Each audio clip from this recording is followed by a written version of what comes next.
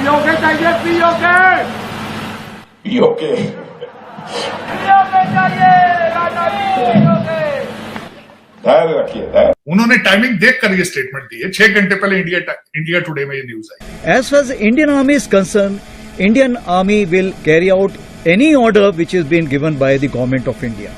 And whenever such orders are given, we'll always be ready. इतना भी तो शुरुआत हुई है सर। अरे इतना बुरा नहीं मानते शायद अहमद जी। और बलूचिस्तान की तस्वीरें फुल स्क्रीन प्लीज, पीओके की तस्वीरें फुल स्क्रीन प्लीज। उन्होंने कहा है कि we are ready, we are waiting for the government's call. हमें कॉल दे तो हम बड़ी जल्दी swiftly we can take over Pakistan occupied Kashmir. हाँ दिख रहा है। अब जरा सा फुल स्क्रीन तस्वीरें ले आइए। इरशाद अहमद को दिखाई तस्वीरें। कौन दिखाई दे रहे हैं इनमें? ये कुछ साइन हो रहा है, कुछ ऑटोग्राफ शायद दिया जा रहा होगा ना आपके हिसाब से। कि कौन साइन कर रहा है? इनका नाम क्या है?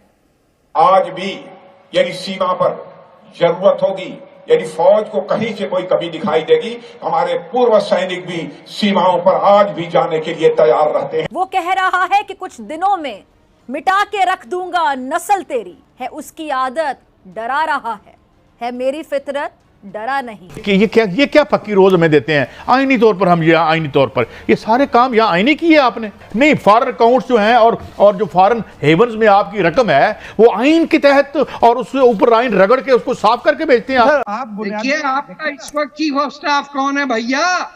कहां भागे में सारे तुम्हारे जनरल? क्यों छुपे हुए हैं? और मेनू ना बनाना, मेनू कुट पाएगी और मेनू कुट पाएगी। कोई एक अफसर नहीं है, भागे फिर रहे हैं कि चीफ ऑफ स्टाफ नहीं मिल रहा आपको।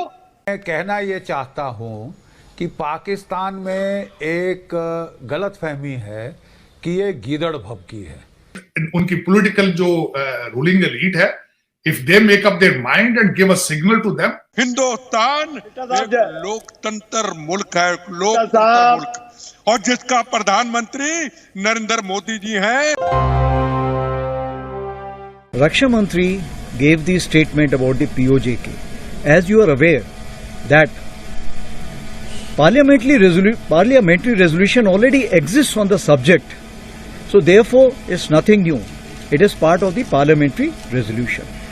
As far as the Indian Army is concerned, Indian Army will carry out any order which is being given by the government of India. And whenever such orders are given, we'll always be ready for it. कहती हैं अब एक और नई statement जो आई है उनकी एक आर्मी ऑफिसर की तरफ से, उस पे आप क्या कहेंगे? जो भारत में जो आर्मी चीफ, हाँ मैं वो उसके बारे में बल्कि ये कहूंगा कि ये अब से 6 घंटे पहले की खबर है। वहां पे मीडिया पे उस पे इसको बताया गया है कि नॉर्दर्न आर्मी कमांड के अपिंद्रा जो है इंचार्ज हैं, उन्होंने कहा है कि we are ready, we are waiting for the government's call. हमें कॉल दे तो हम बड़ी जल्दी swiftly we can take over Pakistan occupied Kashmir. This is the just statement 6 घंटे पहले आई। और उसमें सबसे मैं एक आपके देखने वालों को यह भी बताना चाहूंगा कि बहुत अरसा पहले जो भारतीय लेजिस्लेशन है, उन्होंने अपना एक कानून बनाकर रखा हुआ है कि we have right to take over Pakistan occupied Kashmir. So इनको दोबारा लेजिस्लेशन के लिए नहीं जाना पड़ेगा। अब वो डिपेंड करता है कि इफ उनकी पॉलिटिकल जो रूलिंग एलीट है, if they make up their mind and give a signal to them. क्योंकि आपके तो इस वक्त जो है वो इंतशार इतना हो चुका है आपके अंदर, उनको भी एंजाइटी नजर आ रही है। उन्होंने टाइमिंग देखकर ये स्टेटमेंट दी है। 6 घंटे पहले इंडिया टुडे में ये न्यूज आई, मैंने जहां से पढ़ी। लेकिन इसके ऊपर भी इससे पहले वहां के डिफेंस मिनिस्टर साहब ने आज से कुछ 2 हफ्ते पहले स्टेटमेंट इसी तरह की दी थी। वो किसी अपने आर्मी इंस्टीट्यूशन में खड़े थे, हमारे किसी ने उसको रिबट करने की कोशिश नहीं की। उसकी वजह मैं बताता हूं आपको। देखिए आपके हालात क्या है। एक महीने से ज्यादा टाइम हो चुका है, आपके फॉरेन सेक्रेटरी ही मौजूद नहीं है, पोजीशन खाली है। तो जवाब किसने देना है? किसी की विल ही नहीं है, किसी की डायरेक्शन ही नहीं है, किसी की ख्वाहिश ही नहीं है। आज ये स्टेटमेंट आ चुकी है और ये देखनी चाहिए आपके, खासकर जो एटॉमिक पावर के जो रखवाले हैं, उनको चाहिए कि वो this is how your neighbors are assessing you. You have become very predictable. You are very calculated now. लेकिन देखें ये सारी चीजें होती तब हैं जब आपके अंदर कौमियत, नेशनलिज्म हो। जब आपके बच्चे लंदन में बैठे हों, टोरंटो में बैठे हों, अमेरिका में बैठे हों, तो आपका ध्यान वहां और वहां की प्रॉपर्टीज में होता है। आपका ध्यान पाकिस्तान ना, आपके इशू पाकिस्तानी होते हैं। से किसने मरवाया? उसी ने मरवाया, उसी ने मरवाया जिसने बेनजीर भुट्टो को मरवाया था, उसी ने मरवाया जिसने नवाज शरीफ को देश से निकलवा दिया। नहीं, अब क्या हुआ? बुरा क्यों लग रहा है? बुरा नहीं मानते, बिल्कुल बुरा नहीं मानना चाहिए आपको। अभी ना मैंने शुरुआत की है।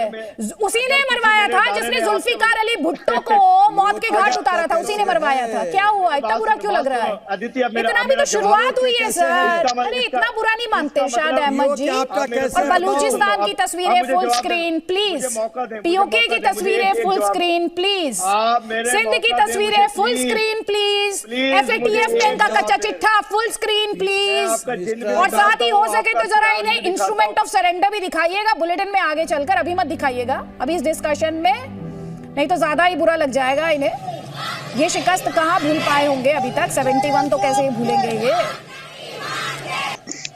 बार बार राजीव गांधी और इंदिरा गांधी की बात कर रहे हैं। मुद्दा आज का था पीओके का। ये पीओके के मुद्दों को भड़काना चाहते हैं और इनको पूछना चाहता हूं, पंजाब में हथियार किसने भेजे थे? पंजाब में 36,000 बेगुनाहों का कत्लेआम करने वाला कौन था? ISI थी, पाकिस्तान के आपके ऑफिसर थे। याद है आपको? आप याद कीजिए वो वक्त को, 93-94 के वाघा बॉर्डर के अंदर 2 लाख की भीड़ लेके गया था मैं। कच्छ बॉर्डर पे 1 लाख की भीड़ थी, वर्दी के बगैर थे, एक आम नागरिक। आपके छक्के छुड़ा दिए थे और आप मेरे नाम पे फतवे पड़ा करते थे। ये वो ISI, अरे आपके मुल्क में जाके आप कह रहे हैं मेरे जवान शहीद कराते हैं, आपके लोगों को करते हैं। हिंदुस्तान आज हिंदुस्तान का प्रधानमंत्री की बात। एक सेकंड इरशाद अहमद, आपके लोगों को इंडियन है वो, प्रधानमंत्री इंडियन है वो नरेंद्र मोदी दूसरी बार और तीसरी बार फिर आने वाला है। और पीओके के पंजाब में जाके मेरे जवान आपके लोगों को मार रहे हैं। मैं उनकी बात कर रहा हूं कि आपकी जिंदगी कहां होती है, आप लोग कहां सोए हुए होते हैं? आपने बेनजीर पे आ गए आप, अभी आप खुद कह रहे हैं कि पंजाब में आपके लोगों को मारते हैं हम लोग। ISI ने मारा। आपके लोकतंत्र नाम की कोई चीज नहीं है। हिंदुस्तान एक लोकतंत्र मुल्क है, लोकतंत्र मुल्क, और जिसका प्रधानमंत्री नरेंद्र मोदी जी हैं। और आपका पाकिस्तान ISI का गुलाम, और आपके प्राइम मिनिस्टर रोज बदलते रोज। हमारा प्रधानमंत्री आर्मी जल्दी नहीं बदलने वाला। आप मेरी आर्मी ISI आपके गले में फंसी हुई है। अरे मैं दिख रहा है, मुझे सब कुछ दिख रहा है। हाँ दिख रहा है। आप जरा सा फुल स्क्रीन तस्वीरें ले आइए। इरशाद अहमद को दिखाई तस्वीरें, कौन दिखाई दे रहे हैं इनमें? ये कुछ साइन हो रहा है, कुछ ऑटोग्राफ शायद दिया जा रहा होगा ना आपके हिसाब से। ये कौन साइन कर रहा है? इनका नाम क्या है? देखें, बात यह है कि पुरानी बातें आप आजाद ना ये तस्वीरें पहले आप बता, आप इन्हें पहचान रहे हैं? ये कुछ साइन कर रहे हैं यहाँ पर, सुनिए ध्यान से। ये इंडिया का जम्मू कश्मीर है, ये क्लियरली बैठा लीजिए अपने जहन में। आपको अंतर्राष्ट्रीय मंचों पर भी जवाब मिलता है और इस डिबेट में भी आपको क्लियर कर दूं, आपके कब्जे वाला कश्मीर जो है वो इंडिया का अभिन्न हिस्सा है। आपको ये क्लैरिटी होनी चाहिए फैक्चुअली यहाँ पर। अब तारिक फतेह की आवाज। आप देखिए, आपका इस वक्त चीफ ऑफ स्टाफ कौन है भैया? कहां भागे में सारे तुम्हारे जनरल? क्यों छुपे हुए हैं?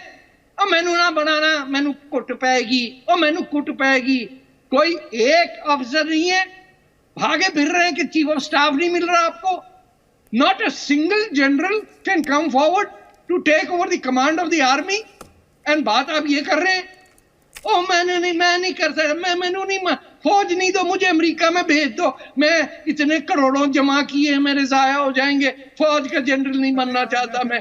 ए बेकार कावर्ड, बिल्कुल बच्चों की तरह। You are murderers. आपके हाथ में करोड़ों का खून है, and you are people who get murdered simply for becoming victims of that army. शर्म आनी चाहिए उन लोगों को जो अपनी फौज को डिफेंड करते हैं यहाँ पे।